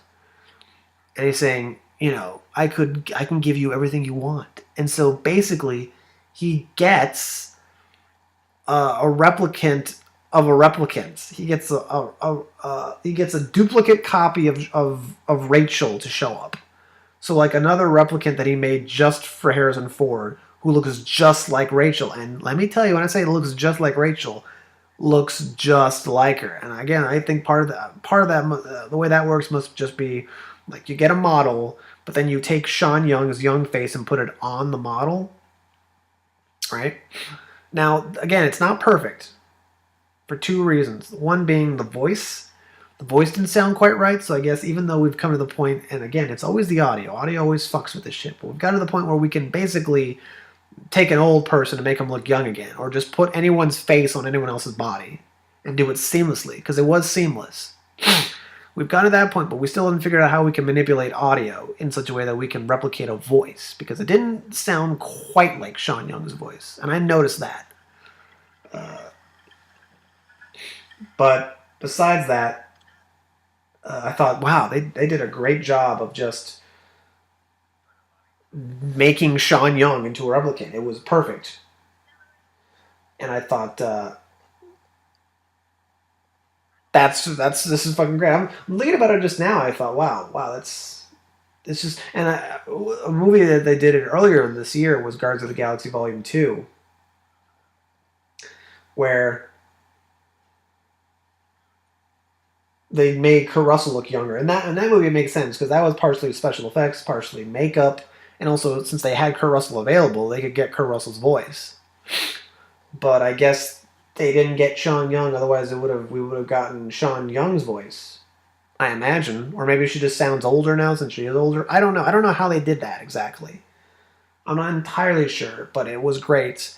But then Harrison Ford looks at her and he says, because he notices it's not a perfect replicant. He says, her eyes were green, not brown, and then the replicant of the replicant is killed. But it was just a way of Harrison Ford saying that there's no way you could replicate the woman that I loved, you jackass. That's another good thing this movie does for the most part, which any good movie should do, is that it doesn't overstate things. Especially in a noir, you don't want to overstate things that people are thinking and saying, you want to undersell that kind of stuff. And the movie does. So I guess what I'm basically saying is that the movie's well written. That's basically what I'm saying here. But yeah, so afterwards, Jared Leto says, we're going to take you off world to a planet or a place where you'll be tortured like hell, and you're going to give up the location. And so at this point, Ryan Gosling encounters, and this was a part of the movie I didn't really give a rat's ass about. He encounters the underground resistance movement of replicants who are trying to fight for liberation. And I guess that was the moment where I thought, oh, I see how they could turn this into a franchise. Or at least how they want to. Is they're going to make the whole war story its own thing. Which I thought, okay, I don't fucking need this. I don't care about this, but alright. But that scene is important too because it pretty much it confirms that no, Ryan Gosling is not the child, because a woman who's the leader of the revolution says, yeah, I was there when Rachel gave birth to the little girl. And Ryan Gosling says, oh, it was a girl? I thought it was a boy. And she's like, oh, you thought it was you, huh? No, it was a girl. Sorry. Which is unfortunate. But so Ryan Gosling goes to save Harrison Ford. Although it's weird because the leader of the resistance says you're going to have to go kill Harrison Ford because there's no way he can't give out the information of where the girl is because we've been trying to keep this a secret for so long. And if he's going to get tortured, he's probably going to spill the beans at some point. So it's better if you just kill him, which I thought, that's such a fucking weird stance to take, isn't it? It's just to let this person you've known for so long die. But so I thought that was odd. But Ryan Gosling decides not to. He decides to try and save him. And they do that in a very interesting way. Again, this is another one of those examples where the movie pleases me in some ways and then other ways it doesn't. Because early on in the movie, when he takes his girlfriend with him, and at one point when he's on the run, he says, I have to go. And he tells his girlfriend / wife / hologram, her name is Joy, by the way, because that's also just the name of the device. It's just so it's a lot like Siri or whatever the thing was called in Her, whatever the thing was called. It's Joy, Joi. And she says, I want to go with you. Can you upload me permanently onto the device, the mobile device? And you can't leave me here because then they'll come to your apartment and they'll know what's been going on. They'll look through my memory banks and shit like that or whatever. And she says, you got to take me with you. You got to take all of me with you. He's like, but if something were to happen to the device, then that would mean you would no longer exist. And she's like, yeah, just like a real girl. Which I thought was kind of a nice line or a nice little thing that happens. And then later on, when in the first action scene in the third act, when the crazy gnarly replicant secretary chick finds out where Harrison Ford and Ryan Gosling are, and she sends all her men to go and get them, and she beats the shit out of Ryan Gosling and abducts Harrison Ford. She sees that Joy activates basically, and she sees the device on the ground, and she looks up at the evil secretary. That's what we're gonna call her, evil secretary, who's played by an actress whose name I can't remember. She looks up at the hologram, and it looks down at Ryan Gosling. And then she just fucking breaks the device, which I guess basically kills Joy. And she says, I love you, right before she gets killed. I mean, she says, I love, and she's cut off. But you know what she was saying. Ryan Gosling knew what she was saying, okay? It was a beautiful relationship he had with that hologram. And I guess it's that's another thing that the movie is saying. It was he had neither of them were humans really, but they had such a beautifully human relationship that might as well be human. Anyway, later on in the movie, when he's back in town, when the resistance I guess drops him off back in town, and he's going to go save Harrison Ford, he stops at like an outer platform area, hall, like an outdoor hall. I don't know how you would describe that. I don't know how like a terrace, I guess, like a kind of terrace, like a bridge terrace. Yeah, like a bridge. I guess I'll just say a bridge. He stops at a high bridge, so like a bridge on top of on a high rise that connects between different buildings, that kind of bridge. And in the future, there's like virtual holographic advertisements everywhere. And basically, there's an advertisement on the side of the building next to the bridge of Joy, because Joy is a device. but it's like she's huge and she's like a big hologram and she's naked. And she did something earlier in the movie when Ryan Gosling thinks he's a real boy. She says, now she says, I always knew you were special, but now we got to give you a name because up to this point his name was a serial number. There was a K dash something random series of numbers, and so people called him K for short. And then he says, "My name, I have a name. My name is K." She's like, "No, that's not a real boy's name. We got to give you a real name." And she says, "I'm going to call you Joe."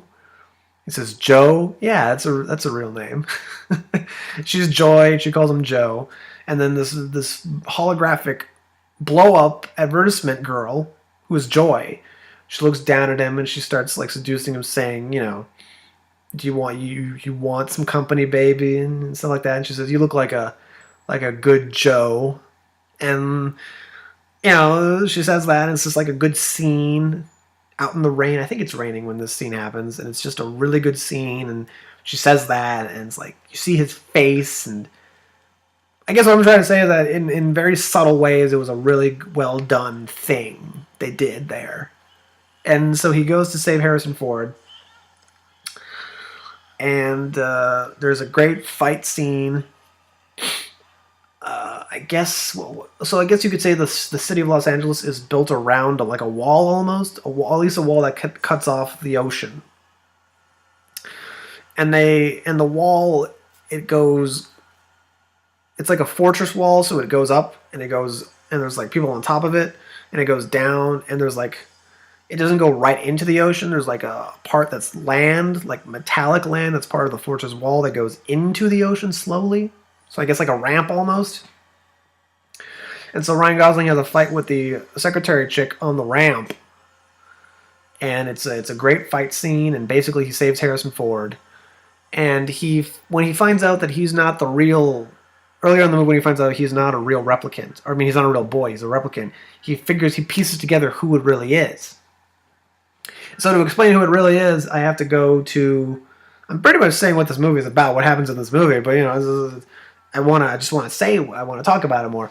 So he figures out in an earlier scene in the movie, he goes to this woman because he wants to figure out if the memory he has is a real memory or not. He's not, the memory of him as a boy, he's not sure yet if it's real or not. I mean, he does know, but he wants real confirmation. So he goes to this woman who lives in this, like, I don't know, I don't know what you'd call it. It's a house, but it's like it's just like a bubble girl almost, where she can't be outside in the real world, or at least that's what she says. She says she can't be outside the real world because of some genetic disorder, so she has to be kept in like a sanitized environment. So she lives inside this like building, and she's a memory maker. So she's the person who there are people who make the memories that are implanted into replicants, and she's one of the best, they say. And so he goes to her, asking her if she can tell if his memory is real or not. And so she says, "Well, let me take a look at it. Just think about the memory, and I'll be able to view it through this machine. I'll look at the memory, and I'll tell you if it's real or not. I can, I'll tell. I'll be able to tell." And so she watches this. She's the memory that we've seen now, and she gets really like flustered by it, shocked. And she says, "Yeah, this is real." And he says, I knew that." And he just goes fucking crazy. But then you see she's crying. And you think, wow, she was really emotionally taken back by this. But then we find out the real reason is because that's her memory that she remembers. Like, her memory was put into this replicant. And he figures it out by near the end of the movie. Oh, this girl who makes implants, memories for replicants, is the girl. She's the daughter of Harrison Ford. So, which was a good, I guess, spoiler alert. Maybe I should have said that at the beginning of this podcast. Spoiler alerts if you haven't seen Blade Runner 2049. This might ruin it for you. But I haven't thought to do that yet. Oh well. Basically, we find out this girl is the daughter of Rachel and Harrison Ford. And so after he saves Harrison Ford from the crazy chick, he takes him back to where the girl lives, in that septic bubble house. And before they go inside, Ryan Gosling tells him, go in and see your daughter, and then we see that Ryan Gosling is bleeding. And I guess, that's kind of, I always thought that was kind of a vague thing. Like, how exactly, like, if they're exactly like humans or replicants, does that mean that they pretty much can be killed in the same way? Like, just a bullet can kill them? Or, like, getting stabbed? Or are they a little bit more resilient? I mean, he did go through the ringer trying to get Harrison Ford back, I'm not going to lie. But at the same time, I thought, well, it seemed like he could have survived that. But I guess not, because he's bleeding out. And earlier on in the movie, the rebel leader woman says the most human thing you can do is die for something you really believe in. That's the most human thing a person can do. And by this point in the movie, he's been through so much emotionally that he's pretty much a human. And so in the final scene of the movie, he's done this ultimate good, this great deed to reunite this man with his daughter. And he dies on these steps of the house outside while it's snowing down. It's very emotional, and he's just lying down and bleeding, but it's like he's a person. He died a man, much like Roy Batty did. He died a man, which is what the movie's about, I guess. But the last shot of the movie is a shot of Harrison Ford looking at his daughter, and we see her reflected on the glass that separates him from her. And that's the last shot of the movie, is them meeting for the first time. And it's a lovely moment. It's a very sweet moment. And that's how the movie ends. And that was part of the reason why I thought the movie didn't end. The movie really, even though it was about Ryan Gosling, it was more about her and Harrison Ford. So why couldn't they have made the movie about him specifically? Why couldn't he be the main character? It seems, looking back at it almost seems like everything that Ryan Gosling goes through is just a plot device to get to Harrison Ford, which is kind of a shame. But I do think the movie did a good job of making all the characters believable, in the sense that they felt like fleshed out characters. No one felt like... which is weird, because at the same time, a lot of the performances are monotone, but they're also lifelike. This is going back to how with every good thing in this movie, there's an equally bad thing, in the sense that, it's just like I liked some things, and then right after something I saw that I liked, it would be followed up by something I didn't like. It was so bizarre. This might be the only movie I can think of, at least in recent memory, where I liked it as much as I didn't like it. It wasn't that I didn't feel anything towards it. I felt really strong emotions toward it, but it was never consistent. There was never, except for the last 30 minutes, where it was mostly just Harrison Ford and Ryan Gosling. When it was just that shit, it was like, oh, I'm in it. Which is another reason why I wished it was more of an action movie, because the action shit was the stuff I was most engaged by. So it didn't need to be a noir so much as it was, but at the same time, the story was so well told that I don't mind that it was. And so I guess in the end, after saying all this stuff about the movie, all I can say is that it was worth watching. I don't regret it. And again, watching it in that Dolby Cinema was the best way to watch it, and it did help. It did help when there were moments that I was phasing out, kind of, where I would stop paying attention. It would help me get me back in, just like the sound and the music. And I don't think they got Vangelis to do the score for this movie. I don't think it was Vangelis, but they did get some of the same motifs in the music were present, especially in the last scene. The music in the last scene was basically like the theme to Blade Runner. And I was like, but like slightly different with different orchestrations, so it was more emotional. But it was basically the theme to Blade Runner. So, I do wonder actually who did the music for this movie, because it's very subtle music, and it's not, you don't always notice it, but sometimes when you do, you notice it when you should, I guess is what I'm saying. It's perfect music, because sometimes it was just good background music, and other times it was just present. That's, again, just like everything else in this movie. Part of the time the music was good, and part of the time it was just not there. It was weird. But overall, I liked it. If it might happen that a month or two from now, when it's out on DVD, that I'll watch it again, and I'll see. Usually, you don't know a movie is good until the second time you watch it, because the second time, if it's a movie that doesn't have much to it, like a movie, like most Oscar bait movies are the kinds of movies where you watch it once and you get everything you can out of it, and you notice it that because the second time you watch it, you get no new information. It's like everything you've seen before, and you're just bored by it. And you think, oh, this movie isn't as interesting as I remember it because you've seen it as many times as you can. It's not a movie that invites multiple viewings. The great movies are the ones where you watch it an unlimited amount of time and you just always get something new out of it because they're dynamic like that. And also, I'll find out. I'm sure 2 months from now, I'll know for certain if I really think it's a good movie or not. Right now, all I can say is that I liked it, but with some trepidation, I liked it. So I guess in that way, I'm saying it's not as good as the first movie. Though in some ways, it is better than the first movie because, yeah, and I don't always believe that bigger is better because, like I said, this movie, Blade Runner 2049, is bigger in every way than the original Blade Runner. The cast is bigger. The sets are literally bigger. I think the budget is bigger, and that's another thing. So this movie, by definition, tanked, and it didn't make back its money at the box office. However, it did make, I think, over $100 million globally. So you would hear that number and say $100 million is a good amount for a movie. So how could it have tanked? Well, because in their infinite wisdom, they decided to make this movie as expensive as a fucking Marvel superhero film. Which is why the movie looks so great and why everything is so wonderfully done and why the special effects are so great looking is because they put all the money in the fucking world into this movie. Problem is that this is a movie that's based on a property that didn't do well the first time, that a lot of people haven't even seen. So how the hell did you think more people would come to see this? It's a fucking 3-hour movie too, so, not as many people are going to come to a 3-hour movie, and even if they do, that's fewer show times that you can show for a 3-hour film. So, not as much money as you could possibly be making, and again, it was a film that flopped, and it's people, fans of Blade Runner, they expected that there's enough Blade Runner fans in the world who will go out to watch this movie and watch it more than once. And I think they overestimated how many of those people actually exist.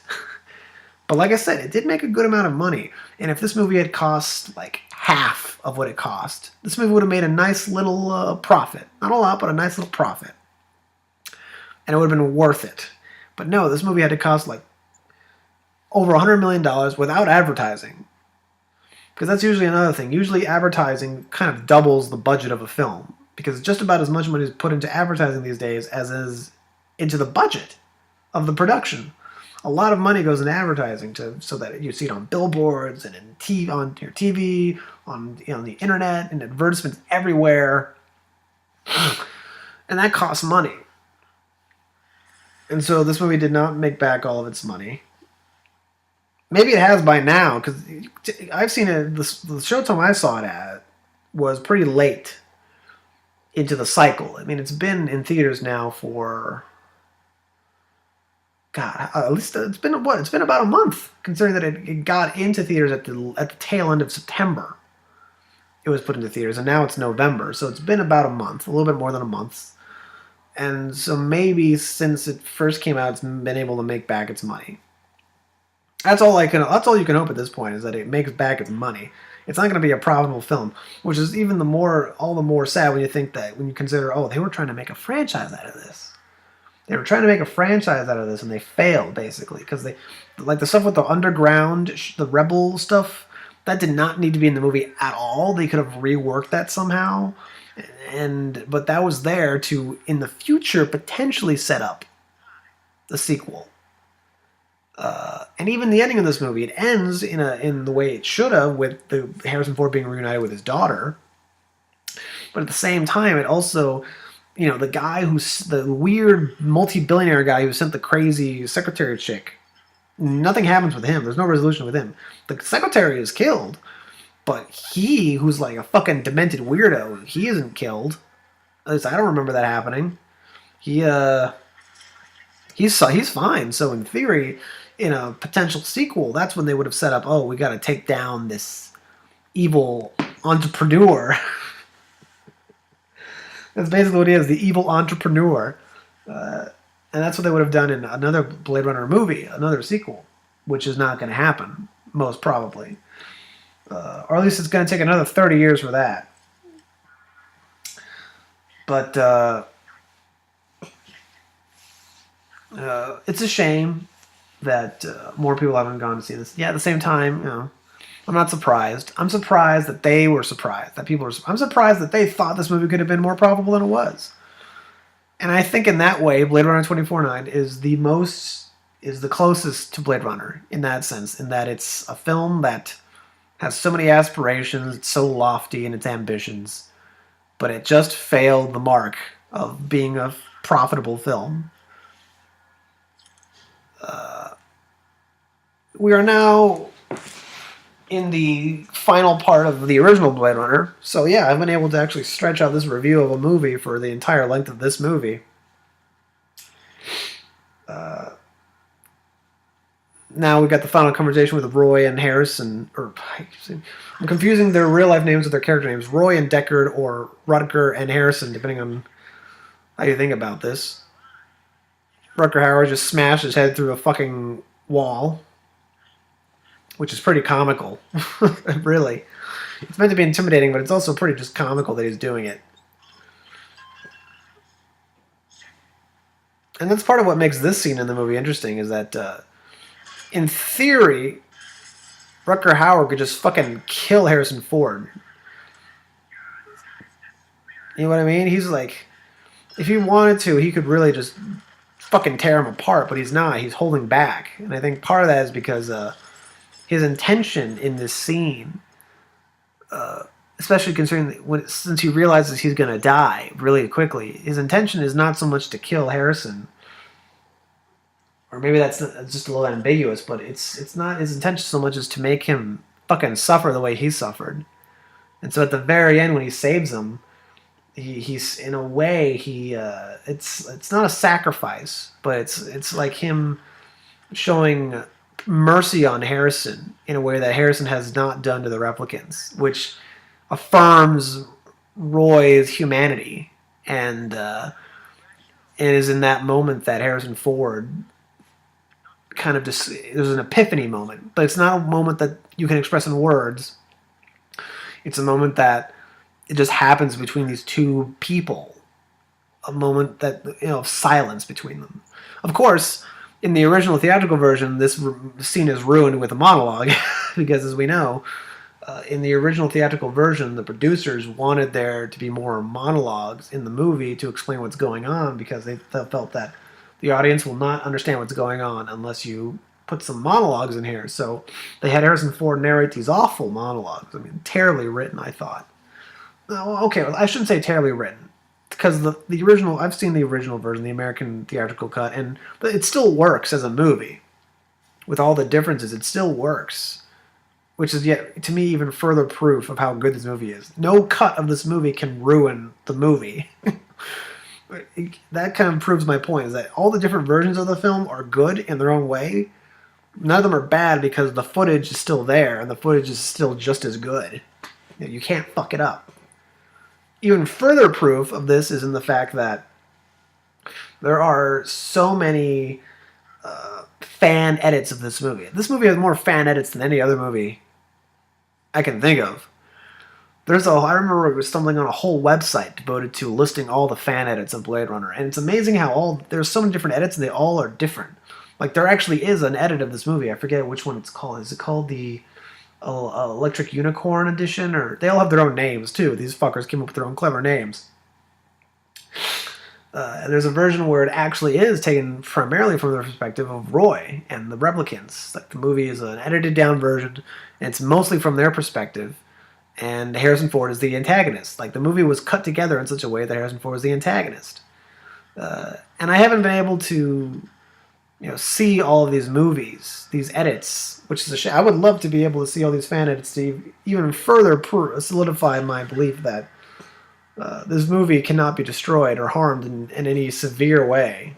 The stuff is just too good. In fact, I'd even thought about doing my own version of this movie, which would be slightly different from the way it is now, where, like I said, I would probably just have an extended version of the sex scene, and I would change the ending a little bit, and I would just change some scenes around, because in my own head, I have a vision of how this movie could work with the footage that exists. And I think that's something else about this movie. It has such a loyal following because people just love it so much, and they all just want to make it their own version of what it should be. It's really quite amazing. I'm watching the version I'm watching is a Blu-ray edition, and it looks gorgeous. The colors are great. This whole movie looks gorgeous. Like I said, and that's in some way how the Blade Runner 2049 kind of tries to be more and less like Blade Runner. That the aesthetic is so much like Blade Runner but bigger. I was talking earlier about the scene where there's that scene in the Tyrell Corporation with the water on the wall, and it's like there's no fucking reason for it to be there. The crazy secretary's office in the same building. It's a bigger room, and there's the same fucking aesthetic with water on the walls, and but there's more of it. It's like they're even wavier and shit. I remember watching thinking, this is hilarious. This is like a comically over-the-top version of the same scene in Blade Runner with this aesthetic. And here's Roy saving Harrison. And I'm just gonna shut up for a second so that we can get that great monologue, which is probably one of the great monologues of movies. One of the many reasons why this movie works so well. That fucking monologue does it really well. Here it comes.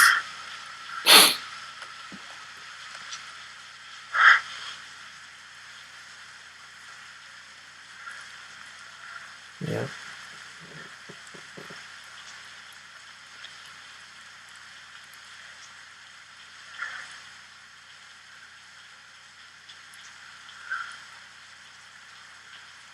I've seen things you people wouldn't believe. Attack ships on fire off the shoulder of Orion. I watched sea beams glitter in the dark near the 10-house gate.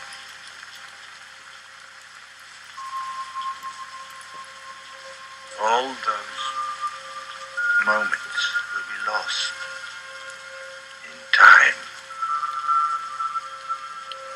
like tears in rain. Time to die.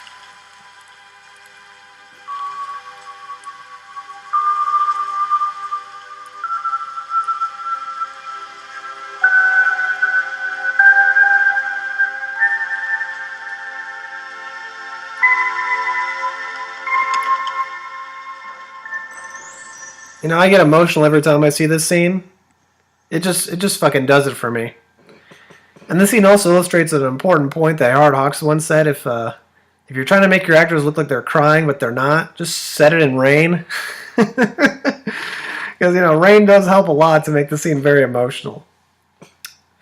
It works very well. It looks like Harrison Ford's really emotionally traumatized with what's just happened here, and Roy's just died, but he's dripping with water, and it's very beautiful, and it's like I said, and there's a lovely story about how that day when they shot this,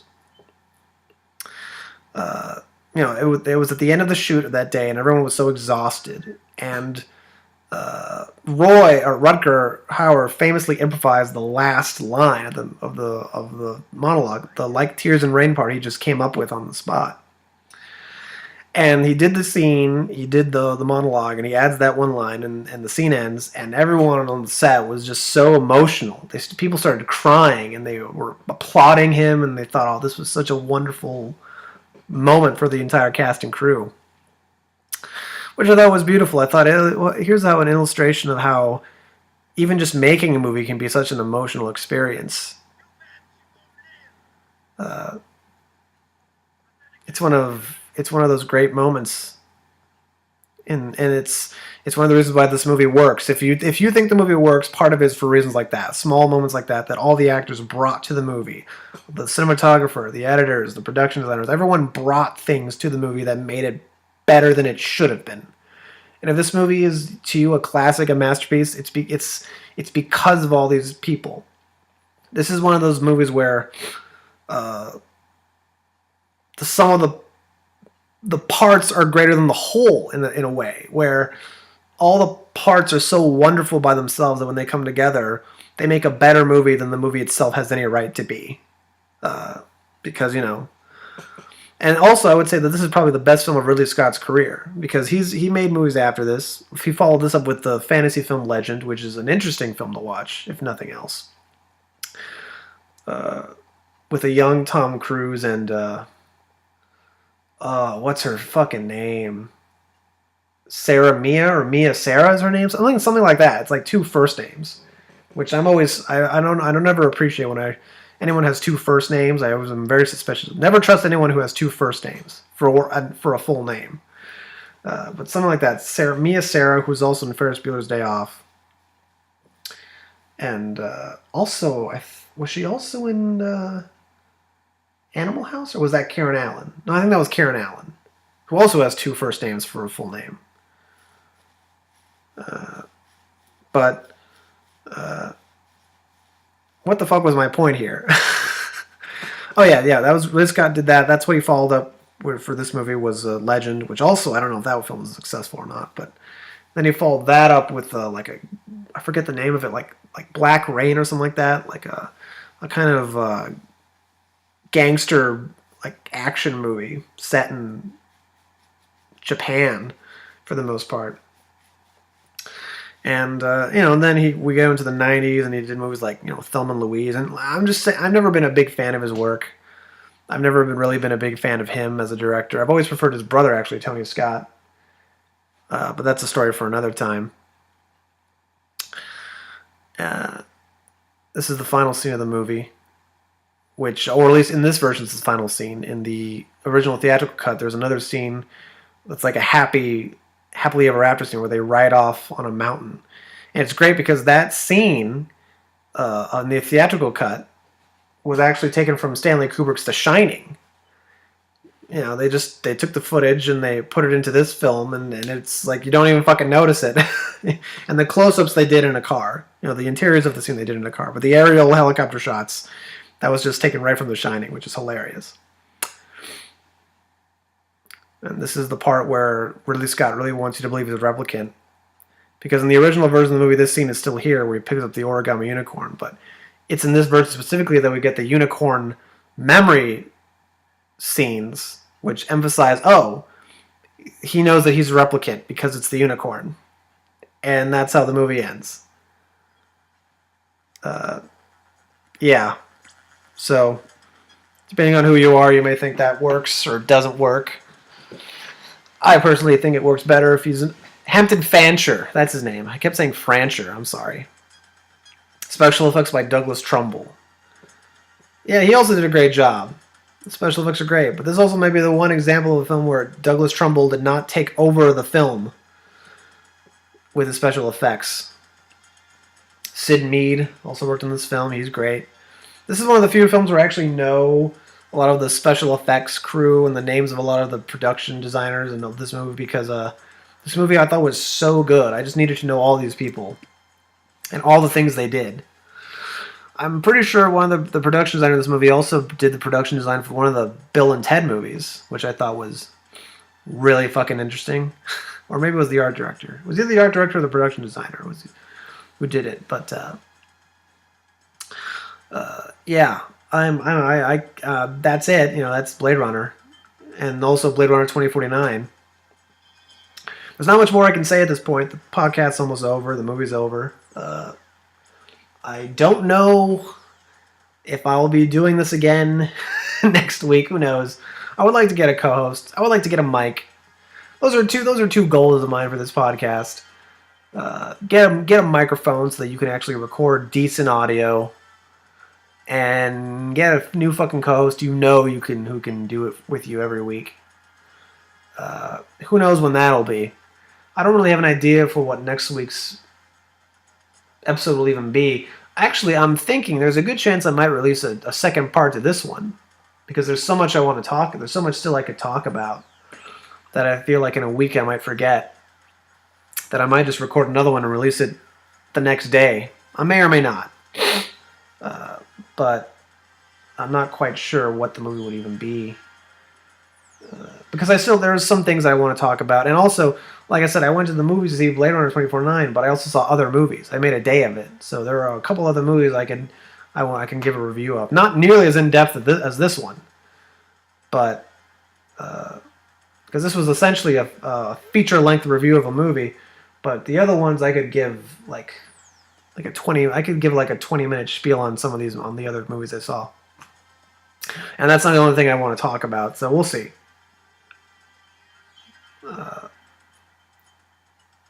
But color by Technicolor, of course, that makes sense. Looks great. I don't know what cameras they actually use in this film. I do, but I can't recall what the cameras were, what like the types. I mean, if I had to guess, I'd say Panavision lenses. You know, it looks like a Panavision movie. I could be wrong. But original score composed by Vangelis. I have the entire soundtrack. There's like this version. There's like a 3 CD set of the soundtrack that's been released like throughout the years. There are different versions. There's even different versions of the soundtrack. But basically, in the 3-disc set, the first 2 discs are of the music from the film, and the 3rd disc is new music inspired by the movie from Vangelis. So that's interesting. I'd recommend it. It's probably one of the best things Vangelis has ever done as far as a musician. It's a great sound. Again, another reason why this movie is so great, the soundtrack is exceptional, consistently. If they just took all the music and put it in the new movie, it would have been just as good. Those Foley artists, gotta give them credit to those Foley artists. Where would this movie be without them?